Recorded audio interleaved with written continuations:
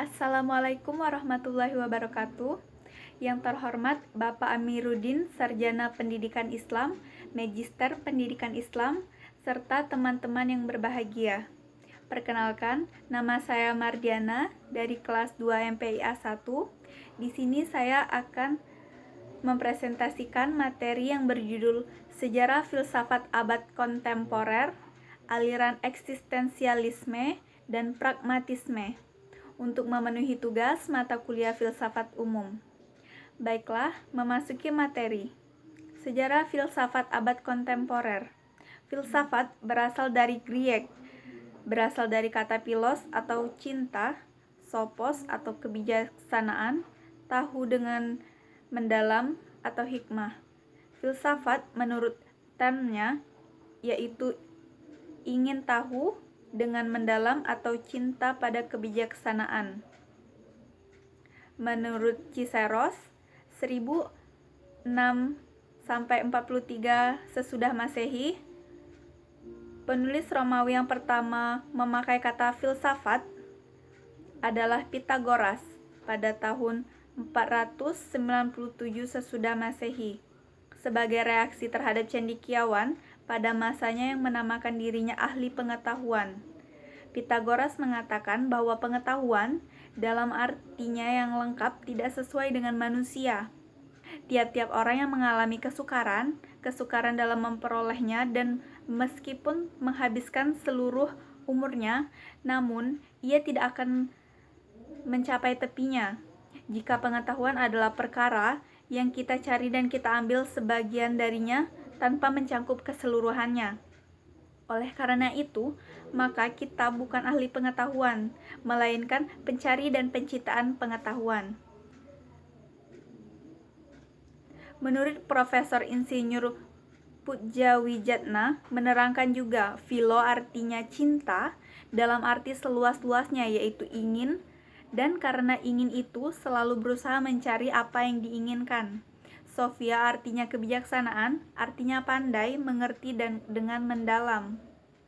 Orang yang berfilsafatkan dinamakan filosof, dapat diumpamakan sebagai seseorang yang berpijak di bumi, sedang tengadah ke binatang-binatang. Ia ingin mengetahui hakikat dirinya dalam kemestaan alam. Karakteristiknya berpikir, filsafat yang pertama adalah menyeluruh, yang kedua mendasar. Filsafat pada abad Yunani klasik atau biasa disebut dengan filsafat kuno senantiasa membahas tentang kosmologi, yaitu terbentuknya alam semesta, dari mana mereka berasal. Selanjutnya, filsafat abad pertengahan atau biasa disebut dengan skolastik sangat berbeda dengan pemikiran sebelumnya. Hal ini disebabkan karena rumpun bangsa yang berfilsafatkan sangat berbeda. Dalam filsafat abad pertengahan ini, manusia mencoba mempersatukan secara harmonis apa yang ingin diketahui dari akal dengan apa yang diketahui dari wahyu. Dengan demikianlah timbul sistem pandangan dunia Kristen yang rangkap, di mana iman dan ilmu pengetahuan mendapatkan tempatnya masing-masing. Semakin lama doktrin Kristen makin membelenggu. Kehidupan manusia di zaman itu semakin tidak membatasi. Selanjutnya muncullah abad modern yang diawali dengan munculnya gerakan Renaissance, di mana orang lebih memusatkan perhatiannya kepada manusia sendiri.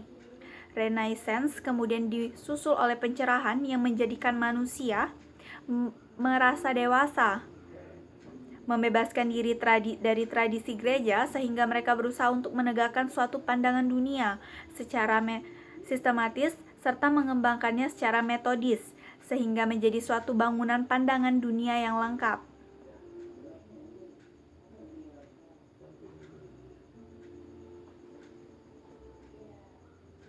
Selanjutnya, dalam perjalanan sejarah filsafat barat menunjukkan bahwa makin lama filsafat itu semakin terpecah-pecah menjadi filsafat Jerman, filsafat Prancis, filsafat Inggris, filsafat Amerika, dan filsafat Rusia.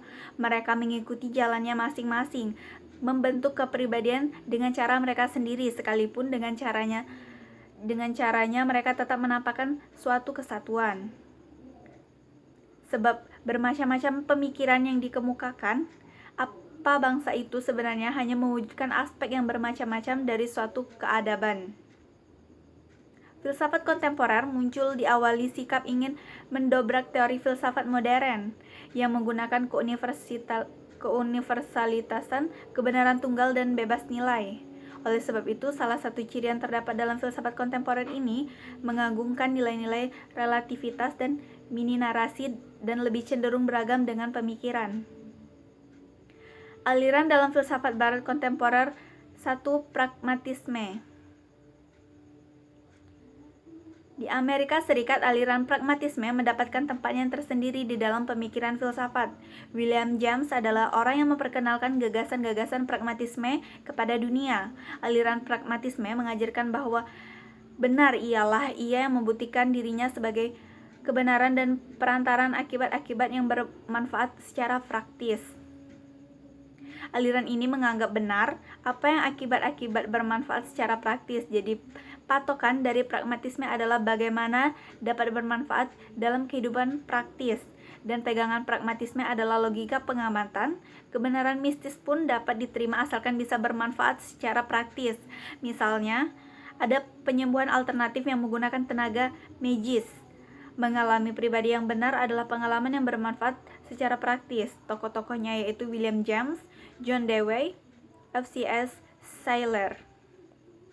Lalu selanjutnya aliran eksistensialisme.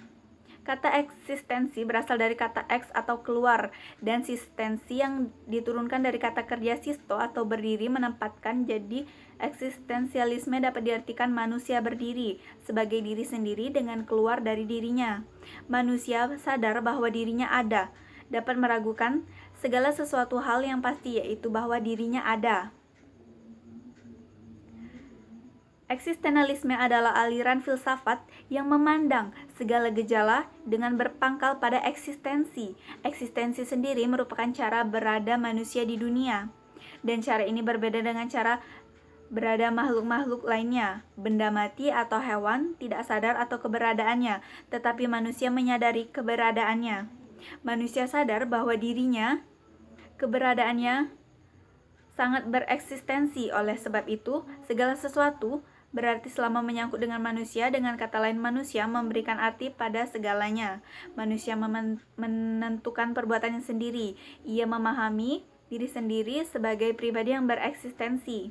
Dalam teori ini berpandangan bahwa manusia adalah eksistensi mendahului esensinya atau hakikat, dan sebagaimana benda-benda lain eksistensinya mendahului eksistensinya, sehingga manusia dapat menentukan diri sendiri menurut proyeksi sendiri. Hidupnya tidak ditentukan lebih dulu. Sebaliknya, benda-benda lain bertindak menurut esensi atau kodrat yang memang tak dapat dielakkan. Tokoh-tokohnya yaitu ada Jean-Paul Sartre, Gabriel Marcel.